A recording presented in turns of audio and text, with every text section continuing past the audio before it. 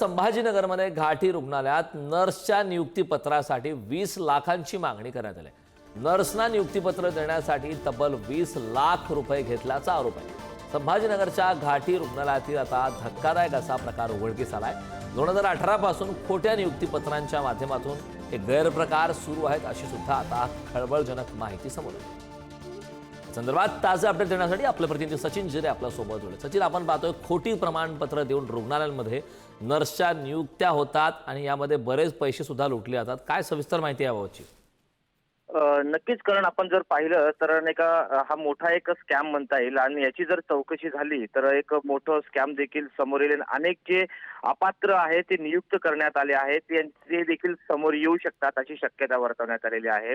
हा सर्व प्रकार शासकीय वैद्यकीय महाविद्यालय म्हणजे संभाजीनगरच्या घाटी रुग्णालयातला आहे। जेव्हा हा अपात्र उमेदवार नियुक्तीपत्र या ठिकाणी घेऊन आला आणि त्यांनी जेव्हा कर्मचाऱ्यांनी त्याचं नियुक्तीपत्र पाहिलं, त्या नियुक्तीपत्र गेले अनेक वर्ष जुनं होतं। इतकं जुनं नियुक्तीपत्र आता का घेऊन आलं असा संशय जेव्हा निर्माण झाला, जेव्हा त्याची पाहणी केली, जेव्हा त्या परीक्षार्थीची विचारपूस करण्यात आली, तेव्हा त्या परीक्षार्थी त्याच्यासोबत आलेल्यांनी ते घाटी रुग्णालयातून काढता पाय घेतला आणि त्यानंतर जेव्हा ती चौकशी करण्यात आली आणि हा नियुक्तीपत्रच बनावट असल्याचं समोर आलेलं आहे। जे नियुक्तीपत्र आहे जो सुमारे 15 ते 20 लाख रुपये घेऊन दिले जातात अशा देखील जी माहिती आहे ती समोर आलेली आहे। त्यामुळे आता या प्रकरणाची सखोल चौकशी झाली पाहिजे अशी मागणी देखील जोर धरत आहे।